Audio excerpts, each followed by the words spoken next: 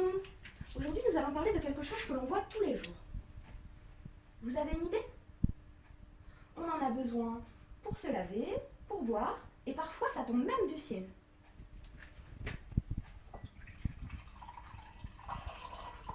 De l'eau, bien sûr. On va faire quelques expériences pour montrer les différents états de l'eau. Allons voir Maureen. Elle va nous montrer comment l'eau peut devenir solide. Il fait 20 degrés, ce qui est la température idéale pour la maison. Ni trop chaud, ni trop froid. On peut voir qu'à 20 degrés, l'eau est liquide, mais on peut la toucher sans l'attraper. Je vais maintenant mettre de l'eau dans ce bac à glaçons.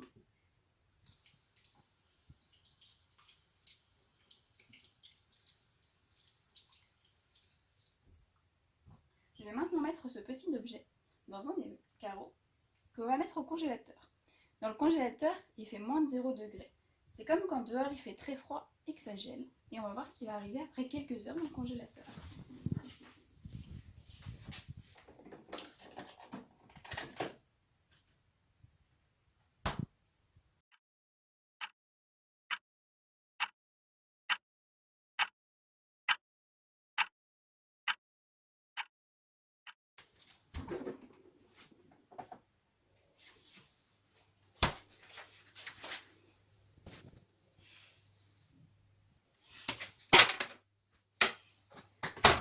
Comme on peut le voir ici, après 3 heures dans le congélateur, l'eau liquide est devenue solide parce qu'on peut la toucher et on peut l'attraper. Avez-vous une idée pour sortir le chien emprisonné dans la glace? Comment allez-vous faire pour sortir le chien du glaçon? Bon, d'accord, quand il fait chaud, c'est très utile les glaçons. Mais pour se laver, on a besoin d'eau liquide. Marilyn, tu nous aides?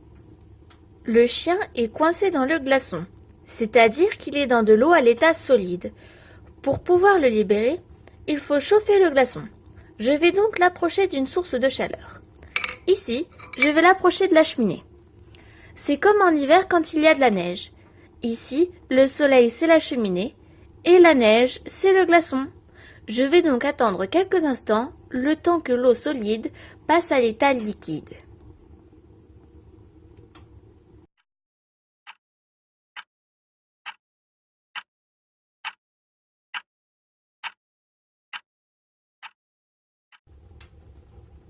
On peut déjà voir quelques traces d'eau à l'état liquide autour du glaçon.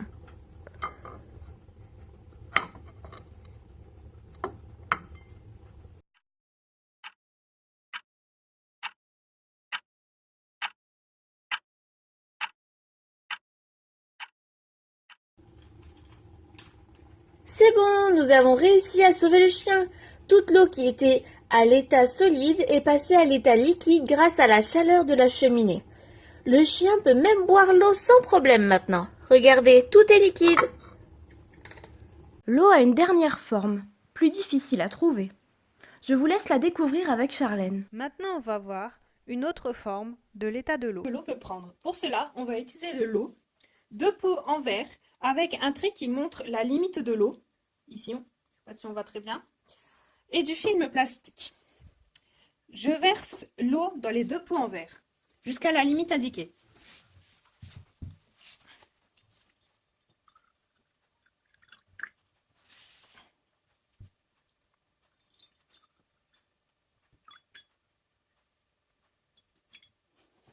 Ensuite, je mets du film plastique sur un pot en verre.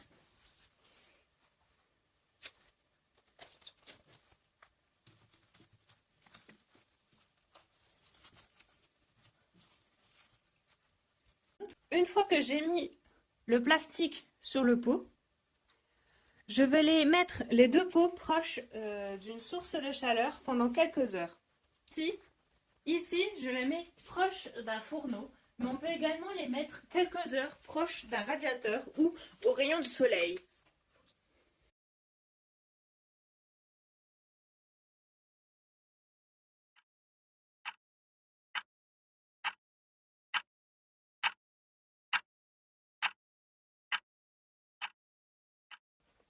On remarque que le niveau de l'eau est différent sur les deux pots. Le pot avec le film en plastique, l'eau est restée au même niveau du trait. alors que l'autre, sans le plastique, le niveau de l'eau a descendu. Il se trouve en dessous du trait. Pour bien vous montrer les différences du niveau de l'eau, je rajoute quelques gouttes de colorant alimentaire dans chaque pot. On va utiliser le colorant rouge.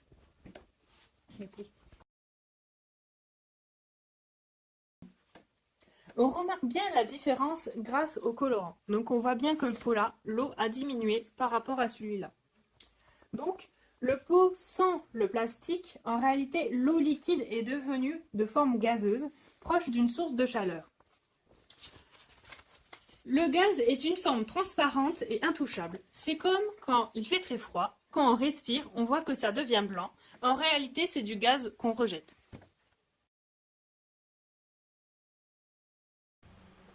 Donc on a appris que l'eau a une forme différente s'il fait froid, moins de 0 degré, s'il fait bon, comme dans la maison, ou s'il fait très chaud. Lorsqu'il fait froid, l'eau est solide, comme les glaçons. Lorsqu'il fait une température autour de 20 degrés, comme dans la maison ou à l'école, l'eau est liquide.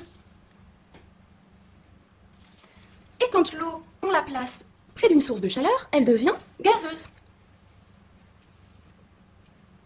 Est-ce que l'on peut toucher un solide, l'eau solide? Oui. Est-ce qu'on peut l'attraper? Aussi. C'est comme un glaçon. Est-ce qu'on peut toucher l'eau liquide?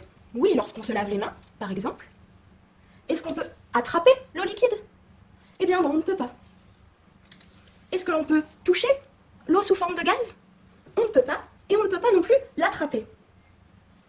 Nous avons vu, avec Maureen, que nous pouvions passer de l'eau liquide à l'eau solide. Nous avons vu comment passer de l'eau liquide à un gaz. Merci beaucoup.